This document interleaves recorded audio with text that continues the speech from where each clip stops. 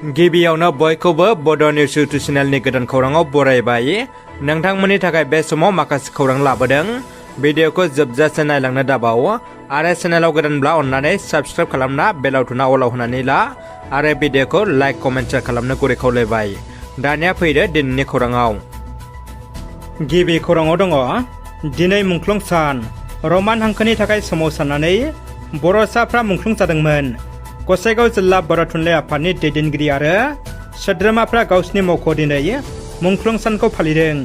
थांनाय 1974 मायथाइयाव रमान हांखोनि थाखाय बर' हारिया सोमावसारदोंमोन। मख'नो गोनांदि बे सोमावसारनायाव 16 बर' सुबुङा जिउ खहा जादोंमोन।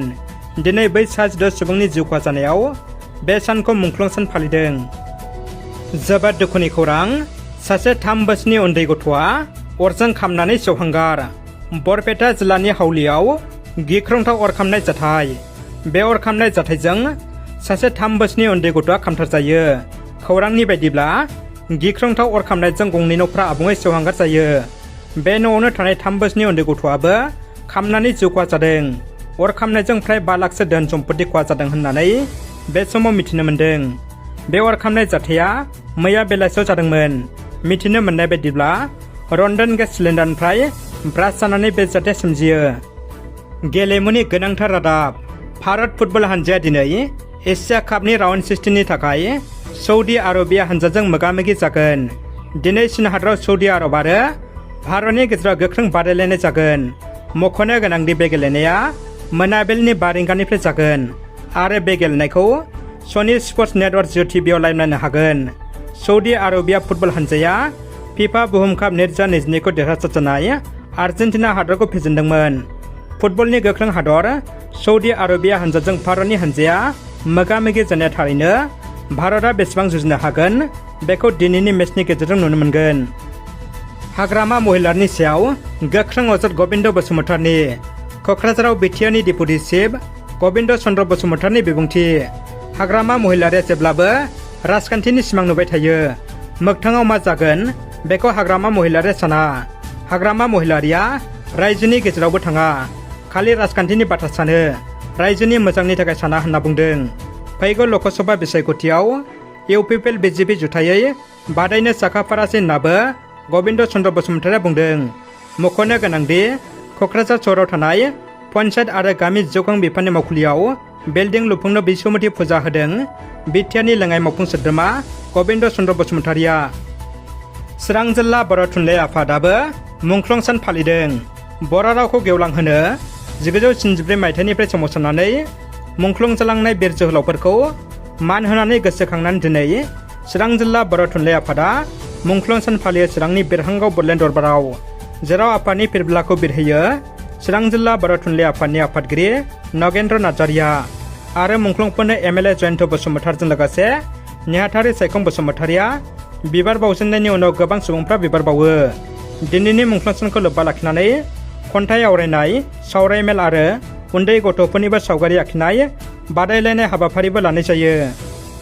जनाय सदराव सोरांसे समाव गिलु बालु अर खामदों।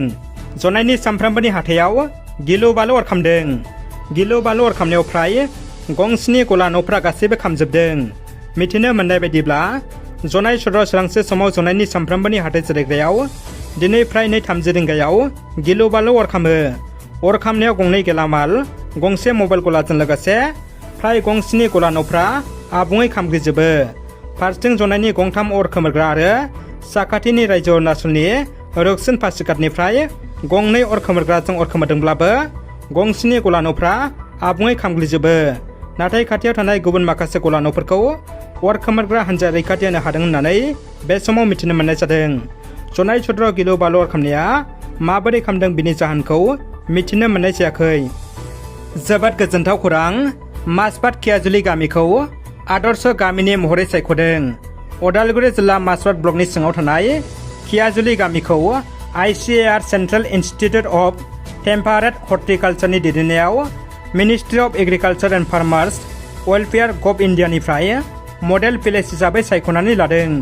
दिनै NEOS स्किमनि गेजेरजों एडप्स प्रडाक्शन कम्पानि लिमिटेडनि गेजेरजों 200 आबादार नखरफोरनो 500 था गोजौ थाखोनि फिथाइ सामथाइनि थाइजौ सुमफ्राम जाम बिफांनि फुलि राननानै होयो। दिनै ट्रेनिं काम प्लेन डिस्ट्रिबिउसन प्रग्रामाव ICAR नि डाइरेक्टर डक्टर महेन्द्र कुमार फार्माया बाहागो लानानै गावनि आखाइजों गोसो गुदुं आबादारिफोरनो बिफां फुलिखौ राननानै होयो। धेमाजि जिल्लानि सानजारि नोगोर सिमेन्ट सापरिनि जनाय जिल्ला बर' थुनलाइ आफादनि मावखुलियावबो बर' थुनलाइ आफादनि मुंख्लं सानखौ सिमेन्ट गुदि बर' थुनलाइ आफादाबो सानसेनि हाबाफारिजों मेहेरगोनाङै फालियो। मुंख्लं सान फालिनायजों लोगोसे सोंथि बादायलायनाय आरो फेग्रा मुवा आरो आथिखालनि लाइमोन बे आयदानि सायाव गुवारै सरनाय जायो। सावराय मेलाव आलासि महरै बाहागो लायो धेमाजि जिल्ला UBPOनि गाहाय नेहाथारि दिपांकर नार्जारि, सावराय मेलनि बुंथिगिरि महरै बिमल मुसाहारि, हाबाफारियावनो बाहागो लाबावदों बोखावै लखिमपुर जिल्ला एबसुनि गायसनगिरि आफादगिरि रजत चन्द्र रामसिंहारि, बर' थुनलाइ आफादनि नेहाथारि सोरजिला औवारि, सिमेन्ट दख'रा एबसुनि आफादगिरि सन्जीब रामसिंहारि, सानजारि नोगोर दख'रा UBPOनि आफादगिरि राजु बसुमतारि, सिमेन्ट दख'रा आबोबनि बोसोनगिरि माधुरि बसुमतारि आरो सिमेन्ट दख'रानि सिङाव थानाय गोबां दैदेनगिरिफ्रा बाहागो लायो।